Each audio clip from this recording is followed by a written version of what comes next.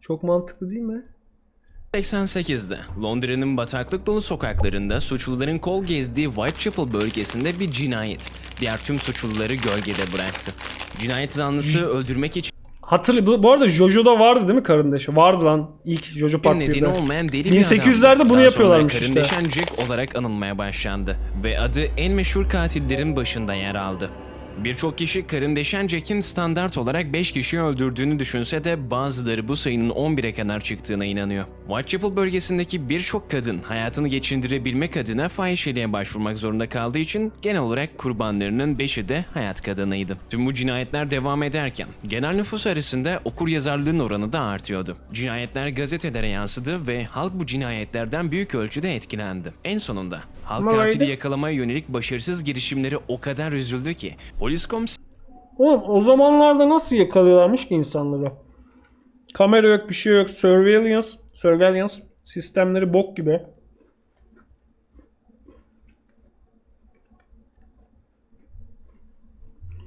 La Glocker, senin dediğin video bu mu attın? 100 render. Ben bunu izledim bu arada. Ama bu videodan sonra ki. ve İçişleri Bakanı bunu kaldıramayıp gösterecektim. istifa etti. Karındeşen Jack'in 5 kurbanı. Birinci kurban Mary Ann Nichols. 31 Ağustos 1888'de sabah 3:40'da Mary Ann Nicholas'ın cesedi Whitechapel'daki Bucks Road'da bulundu. Ceset Charles Cross adında bir adam tarafından keşfedildi. Charles Bucks Road'da yürürken caddenin batısında sırt üstü yatan bir kadını fark etti. Çok geçmeden bunun bir ceset olduğunu anladı. Charles'ın cesetmiş. haricinde başka biri daha cesedi fark etmişti. Robert Paul.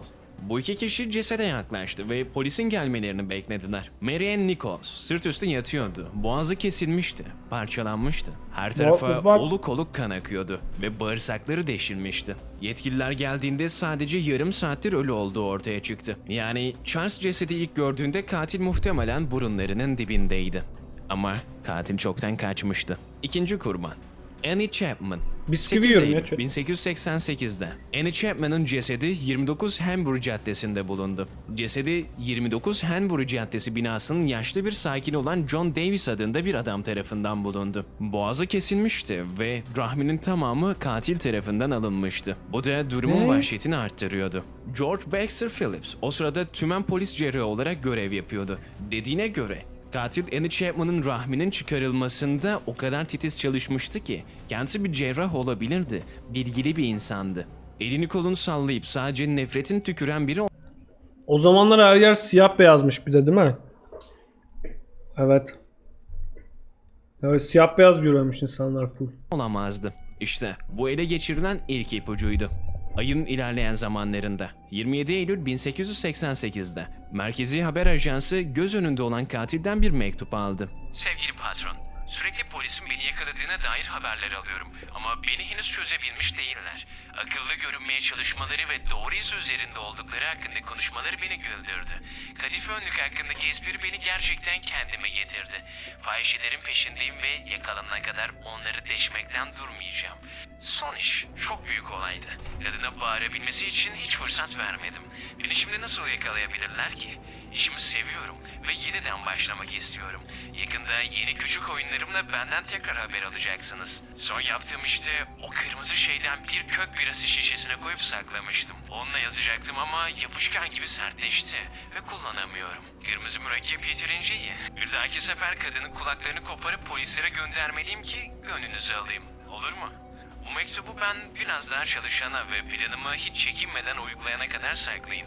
Bıçaklarım o kadar güzel ve keskin ki bir şansım olursa hemen çalışmaya başlayacağım. İyi şanslar. Saygılarımla Karındeşen Jack. Ayrıca ünvan kullandığım için kusura bakmayın. Not. Ellerimdeki kırmızı mürekkebi temizleyene kadar bunu yollamak iyi bir fikir değildi. Lanet olsun. Henüz şansım yok. Şimdi de bir doktor olduğumu söylüyorlar. Bu mektup 1 Ekim'e kadar açıklanmadı ve birçok kişi bunun bir gazeteci tarafından uydurulduğuna inandı. Ancak ne olursa olsun gazetelere Saygılar. ulaştı. Biri Çok bu korkunç mektubu lan. içeriden sızdırdı. Halkın gözüne tekrar ilişti ve artık o namını 100 yıl daha koruyacak olan ünlü lakaplı Mektupta gülmüş oğlum. Ha ha ha yazmış. Karındeşen Jack'ti.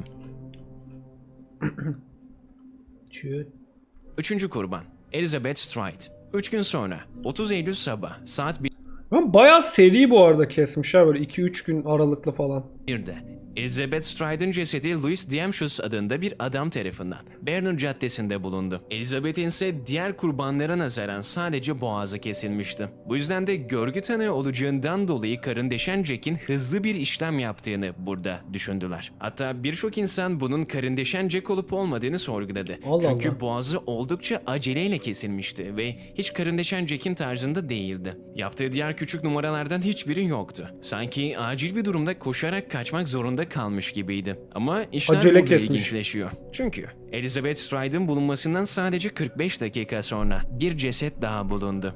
Catherine Eddowes aynı gece ikinci kurbandı. Yüzü de dahil Not olmak üzere respect. vücudu ciddi şekilde parçalanmıştı.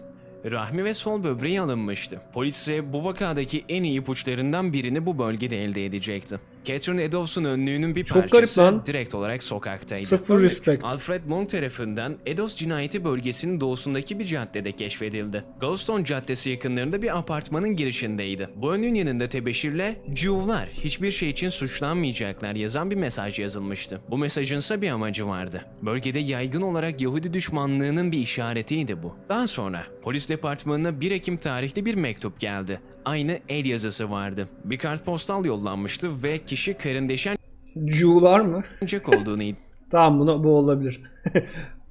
Troll iddia face. ediyordu. Mesajda ise şunlar yazıyordu. Sevgili yaşlı patron, sizinle dalga geçmiyordum. Yarın Küstah Jack'in iki olayından haberiniz olacak. Bir numaralı biraz bağırdı. O yüzden tam uğraşamadım. Bu arada kulakları polise iletecek zamanı bulamadım. Önceki mektubu ben tekrar işbaşı yapana kadar sakladığınız için teşekkür ederim. Karın deşen Jack. Polis 13 Ekim 1888'de East Dansworth gecekondularındaki her evi bir hafta boyunca aradı ama hiçbir şey bulamadı. 16 Ekim'de George Lusk adında bir adam bir mektup aldı. Lusk, Adamı nasıl polise yardım yakalayamamışlar etmek ya? için yerel iş adamlarından oluşan bir grup olan Myland Vigilantes Komitesi'nin başkanıydı. Ona gelen mektubun üzerinde cehennemden yazıyordu. Cehennemin içinden gelen bir mektupmuş gibi. Bu mektup bir kutuda yollanmıştı ve kutunun içerisinde bir böbrek vardı. O sırada tüm polisler böbreğin Catherine Eddowes'un kayıp böbreği olduğuna inanıyordu. Ancak daha sonrasından bir tıp öğrencisinin bunu şaka olarak yolladığı ortaya çıktı. Evet, bu şaka biraz kötü çünkü sokakta gezinen annesi de bu şekilde öldürülebilirdi. Çıkıs. 5. kurban Mary Kelly. Yaklaşık bir ay sonra 9 Kasım 1888'de Mary Kelly'nin cesedi kira arayan ev sahibi asistanı tarafından 13 Miles Court'ta yatağında bulundu. Bu cinayet kurbanın vücudundan bağırsaklarının çıkarıldığı ve neredeyse derisinin Çıkıs. yüzüldüğü için açık ara en ürkütücüsüydü. Ev sahibinin ve asistanın söyledikleri ise bunlar. Bu foto niye? Evet, holografik Pokemon kartı gibi.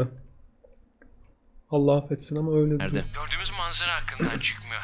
Bir insandan çok bir şeytanın işine benziyordu. Ve bununla birlikte 5 kurbanın da sonuna geliyoruz. Ancak daha da önce belirtildiği gibi bazıları 11'e kadar kurban olabileceğine inanıyor. Ve bu inanışlarsa karın deşen Jack'e birazcık daha bizi yakınlaştırıyor. Kendisinin görünümünü bilmiyoruz, boyunu bilmiyoruz. Kendisinin Çok korkunç bir cinsiyetini video. de bilmiyoruz. Ama karın deşen Jack'i gördüğüne ve bazı ipuçlarına sahip olan insanların dediklerine göre bakacak olursak işler değişir. Bu güya görgü tanıklarını bir şekilde bir paydada birleştirecek olursak ortak olarak kendisi 25 ile 35 yaşları arasında, 1.65 ile 1.70 boylarında. Tıknaz, Kısa lan bayağı. açık tenli ve bıyıklı olduğu söyleniyor. İddiaya Çok korkunç lan. Tipi. Kısa bıyıklı falan göre böyle. kendisi koyu renkli Tıknaz. palto ve koyu renkli şapka giyiyordu. Scotland Yard'ının Şiddet Suçları Komutanlığı ekibi, kötülüğün vücut bulmuş hali olarak adlandırılabilecek karın deşen Jack'in görünüşte çok normal durduğunu, tamamen aklı başında, ürkütücü derecede normal ve yine de olağanüstü zalimliğe sahip olarak tanımlanabilecek bir insan olduğunu söylüyorlardı. 1903'te Ceza Soruşturması Bölümünün başkanı, katilin kim olduğuna dair genel bir şüpheye sahipti. Karın deşenin temel anatomi bilgisine bakılırsa muhtemelen bir doktor olduğu tahmin ediliyordu ve Mehnoha'nın notları şüpheli listesini 3 isme indirgemişti. Yine de Bu bu lan bu kişinin işte, al işte, tıknaz, kısa boylu, bıyıklı.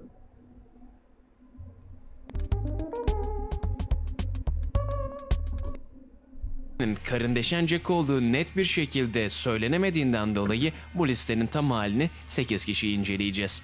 İlk şüpheli Montague Johnson Druid'ti. Druid kimler? doktor olan bir amcası ve kuzeni olan bir avukattı. Öldüğü sıralarda Druid 40 yaşlarındaydı ve sözlü ameliyatlarla ilgileniyordu. Montague muhtemelen Whitechapel katillerinin meydana geldiği yere yakın bir yerde doktorluk yapan kuzeniyle yaşıyordu.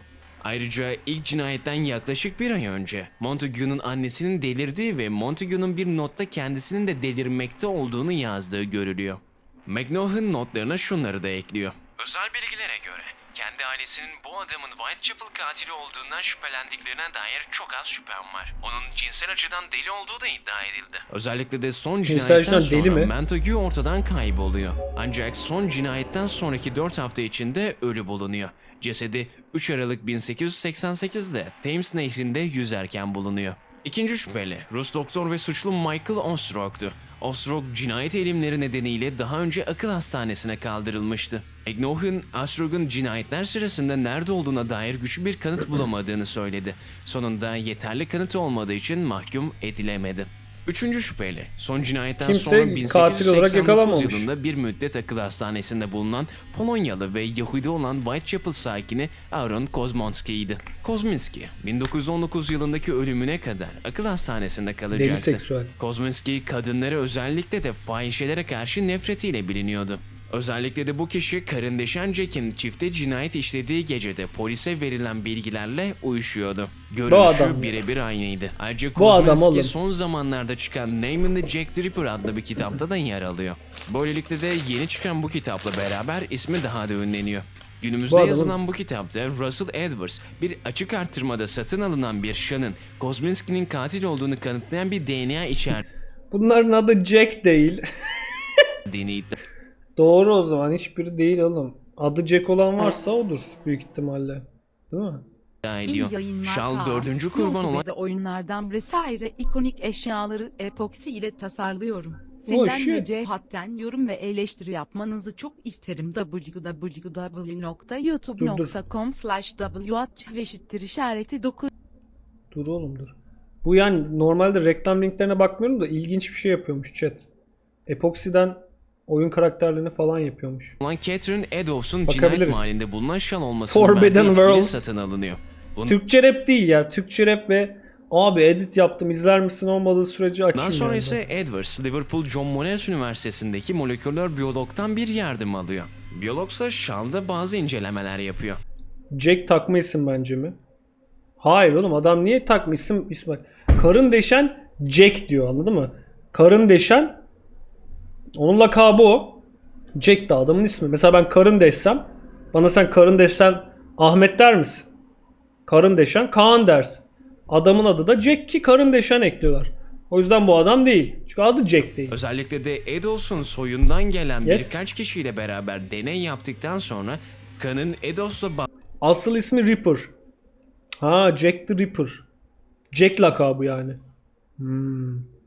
Adı karın deşen. Jack lakabı.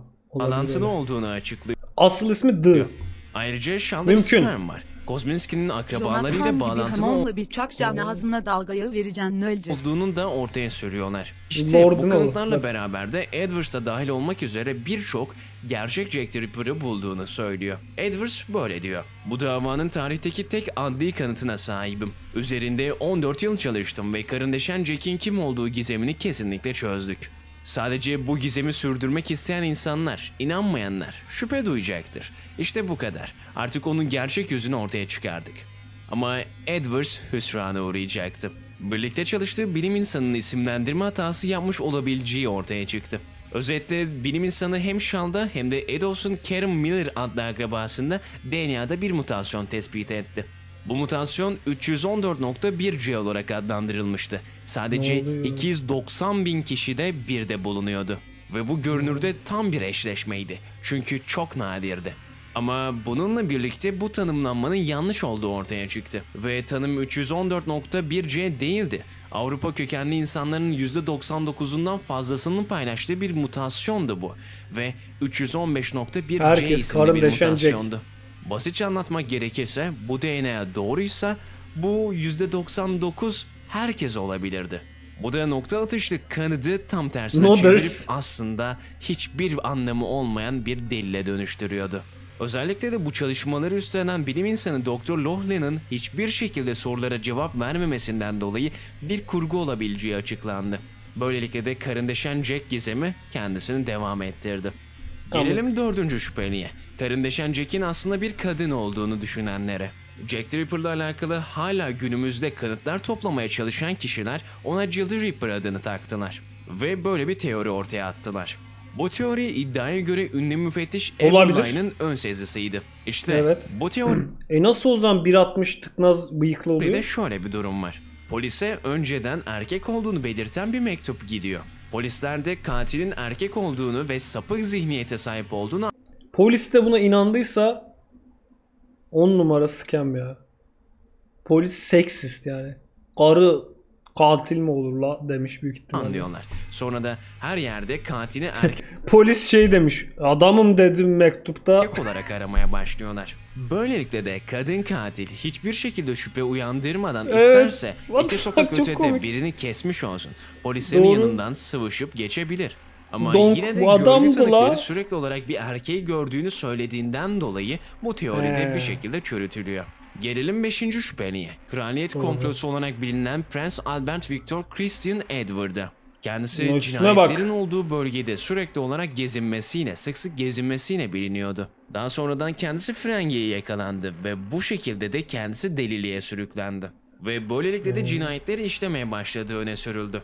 Asıl olay ise bu bir prensti ve Abi şey yapsınlar, defteri alsınlar adamın elinden. Baksınlar defter yokken hala insanlar ölüyor mu? Sonra defter yokken insanlar ölmeye devam ederse anlarlar onun katil olduğunu. yerel halktan bir çocuğu olmuştu. Bu çocuğu da başka halktan birileri bilmemeliydi. Çocuğu olan kişi bir hayat kadını olduğundan dolayı da öbür hayat kadınlarına anlatmış olabilirdi. Ve bütün hayat kadınlarını Adam o teker yüzden teker herkes öldürmeye öldü. başladı. Özellikle de Mantıklı. kendisi kraliyet ailesinden olduğundan dolayı da bütün delilleri gizleyebilirdi. İsterse 10 adamını yollardı, 20 adamını yollardı ve bu şekilde de bütün kanıtlar örtbas edilirdi. Yine de Doğru delil diyor. yetersizliğinden dolayı bu teori de çöpe atılıyor. 6. şüpheli Walter Sickert. Bu teori başarılı Sickert. suç romancısı Patrick A. Cornwell tarafından ortaya atılan bir teori. Patrick A. Cornwell suç romanlarından milyonlar kazandıktan sonra kendisinin karın deşen Jack'in suçlarına adadı. Ve karın deşen Jack'le alakalı bilinen her şeyi ezberledi. Ve tüm incelemelerinde Walter Sickert'ı bir ressamı hedef aldı. Hatta daha ileriye gidip 2001 yılında Cornwell, Sticker'ın 32 tane sanat eserini aldı. Hatta daha Kafayı ileriye yemiş gitti, oğlum. mektubunu aldı. Çalışma masasını satın aldı ve bunlar için 2 milyon sterlin harcadı. Birçok kişi Cornwell'ın bu yaptığına akıl almaz aptallık dedi. Ama Cornwell ipucu aramak için tablolardan bazılarını kesti. Kendisi Sickert'ın karın deşen Jack olduğuna inanmakta haklıydı. Çünkü bu ressam bazı resimlerine karın deşen Jack'le alakalı bazı öğeler serpiştirmişti. Ne gibi? Hatta karın deşen Jack'in yatak odası adını verdiği bir sanat eseri de vardı. Hatta 4. karın deşen Jack kurbanı Catherine Eddowes'un yüzündeki yaraları taklit eden de bir tablosu vardı. Ayrıca ressam Sickert'ın karın deşen Jack gibi giyinip etrafta dolaştığını raporlayanlar da vardı. Bence Sickert Ayrıca fan ya Sickert sadece. cinayetten olduğunda kendisinin Fransa'da olduğunu söylüyordu.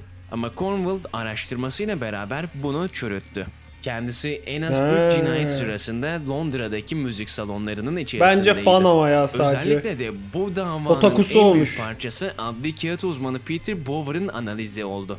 Bower, Sickert'ın 3 mektubunu ve karın deşen 2 mektubunu yalnızca 24 olası yapraktan oluşan el yapımı bir kağıttan geldiğini söyledi. Yani karın deşen Jack de Sickert de çok nadir görülen bir yaprak kullanıyordu. Mektupları bu şekilde yazıyorlardı. Ama Bu biraz bunların garip ama. yeterli kanıt olmamasının sebebi ise hiçbir karın deşen Jack mektubunun onaylanmamasıydı. Çünkü bu mektupları herhangi biri yazmış olabilirdi. Hatta belki polise gelen tüm mektupları Sickert yazmıştı. Çünkü karın deşen Jack'in bir bağımlısı olduğu için, tablolarını yaptığı için, onun gibi giyindiği için yapmış olabilirdi. Bu yüzden bunların hiçbiri kanıt olmadı. 7. şüpheli Joseph Barnett. İki Kendisi şüpheli kaldı özellikle chat. son Merak karın ettim. deşen Jack kurbanı Mary Kelly ile ev arkadaşlığı yaptığı için listede. Barnett Bence bu iş Doğu zor. Londra'da 10 farklı yerde yaşamıştı. Bu da onu bölgede çok bilgili biri yapıyor. Bu yüzden de sokakları çok iyi bilen biri haline geliyor. Barnett'ın Kelly'ye aşık olduğu düşünülüyordu. Daily He, Telegraph'ın ama 10 bir dakika. Kasım 1888 tarihli bir sayısına göre Barnett Mary Kelly'den karısı olarak söz etmişti. Oysa o aslında sadece bir oda arkadaşıydı. Barnett ayrıca Mary'nin Red deyince mi hayatının şey bir yapmış fahişe acaba? olarak devam etmesi fikrine katılmıyordu. Ve onu sokaklardan uzak tutmak için para kazanmaya çalıştı. Hatta Mary benimle yaşarken hiç sokağa çıkmadı diyordu. Bazılarının dediklerine göre Barnett Kelly'yi Oğlum hepsi psikopatmış gibi. Bu 8 kişiyi de alsalarmış keşke. sokaklardan uzak tutmak için bu cinayetlere başlamıştı. Bir süre gerçekten işe yaradığını düşünüyordu. Ancak Barnett işini kaybettiğinde Kelly geçimini sağlamak için sokağa tekrardan döndü. Mali mücadeleleri genellikle kavgalara yol açtı. Hepsini ve Barnett, paketleselermiş. Kelly'nin içki sevdasından hoşlanmadı. Bu Kelly'nin evi iki farklı fahişeyi getirmesiyle son bir kavgayla sonuçlandı. Joseph'in kabul edilemez bulduğu bir eylemdi bu. Bu kavga oldukça şiddetlendi. Bir camları bile kırılmıştı. Kısa bir süre sonra Barnett bulunduğu evden taşındı ve 10 gün sonra Mary Kelly dairesinde ölü bulundu. Cinayetten sonra Barnett Bu 4 olabilir saat o zaman. sorgulandı. Ancak sonunda serbest bırakıldı. Orada Niye? yaşamış olan Barnett kapının dışarıdan nasıl açıldığını da dahil olmak üzere hane halkı hakkında derin bilgilere sahipti. Ayrıca Kelly'nin Çok günlük merak ettim, programı acaba ve kim? eylemlerinin de Asla bilincindeydi. öğrenemeyeceğiz. Ayrıca olay yerindeki detaylara bakacak olursak kendi odasına para kazanmak için davet ettiği biri değildi bu kişi. Kendisi uykusunda öldürülmüştü. Hatta giysileri yatağının yanında katlanmıştı. Ayrıca Bu oğlum manyak bence bu ya. Delil yok diye adamı nasıl salabilirler ama. Ama ya adam kendisi bir yıllarca hapis balıkçıydı yiyecek. ve balık kesim işleriyle ilgileniyordu. Eli sivri, keskin nesneler kullanmaya yatkındı. Barnett Kelly'nin bir iş ortağı gibiydi. Bu yüzden de sokaktaki diğer hayat kadınlarını tanıyor olmalıydı. Böylelikle de öldüreceği ben- kişilerin yanına, tanıdığı insanların yanına girerek onları hiç beklemediği anlarda öldürebilirdi. Bu amık. Ayrıca bir gazeteye göre Barnett'ın arkadaşlarının ona Jack dediği de açıklanmıştı. Aa, FBI tarafından hem fiziksel hem psikolojik olan tanımada kendisi tam olarak uyuyordu. Mary Kelly'den sonra Amanık. Jack the Ripper'ın kimseyi öldürmediği iddiası var. Yani biricik sevdiği kadını uzak tutabilmek için cinayetler işlemişti ama en sonunda kavgayla sonuçlandığında onu da öldürünce bir nedeni kalmadı. Cinayetleri Evet. tekrar işleyecek bir sebebi yoktu. Bu yüzden de cinayetler durdu. 8. ve son şüpheli. Şüpheli James Maybrick. Kendisi Dur ama bak gitgide daha mantıklı olabilecek insanlar geliyor. Belki bu adamda çok daha olma sebebi de karındeşen olacak. Jack'e ayrılan Casebook.org'daki en popüler kişi. Maybrick'in ölümü son cinayetten hemen sonrasında. Maybrick, Liverpool'daki Battle Crease House adlı bir malikanede oturan üst sınıf bir pamuk tüccarıydı. Birçoğu karındeşenin muhtemelen üst sınıf olmayan yerel bir adam olduğunu düşündüğünden bazıları bunun çok büyük bir ayrıntı olduğunu düşündü. Ancak Hangisinin olduğunu öğrenemeyeceğiz ya, kafayı yersin tüm ya. cinayetlerin bir hafta sonu işlendiğini de unutmayalım. Zengin bir pamuk tüccarın hafta sonları seyahat etme olasılığına sahip olduğunu düşünün. Kendi bölgesinde öldürmeme avantajına sahip. Başka Oğlum adam uçağa biniyor, Konya'ya gidiyor, Konya'da öldürüyor, uçağa geri biniyor, geri evine dönüyor. Pamuğunu yapıyor. İnanılmaz. Ha, uçak yok tabi de, Konya'da yok tabi de. Anladınız işte. bölgelere gidebilir ve oradaki insanları öldürebilir. Ama Çok tabii mantıklı. ki onu en büyük şüpheli yapan şey bu değil. Onu en büyük şüpheli yapan kendi malikanesinin döşeme tahtalarının altında keşfedilen bir günlük. Günlükte yazılanlarsa şöyle. Herkes beni tanıdığı için adımı veriyorum. Öyleyse tarih anlatıyor. Doğmuş bir beyefendiye aşkın neler yapabileceğini söylüyor. Saygılarımla, karındeşen Jack. Ayrıca günlükte cinayetlerin mahrem detaylarında yer aldığı oğlum o zaman. bildiriliyor. Cinayetler tüm çıplaklığıyla bu günlükte ve tarihlerde hemen Moruk, hemen bu adam yakın. o zaman. Özellikle de günümüzde incelemeleri yapıldığında gerçekten günlük tam olarak Jack the Ripper katilinin ortaya çıktığı zamanlardan kalma. Bu adam oğlum o zaman. Evet, karın deşen Ama adam öldükten sonra bulmuşlar Jack, ki. en havalı seri katil isimlerinden biri. Adam öldükten sonra. İsminin ilk 2 harfi ile son 2 harfi Donk. Karın taşan Jack Kartay Kacık. Zodiac daha iyi ya. Zodiac katil daha deli, daha kafayı yemiş Zodiac. Kerem, Jasper hoş geldiniz.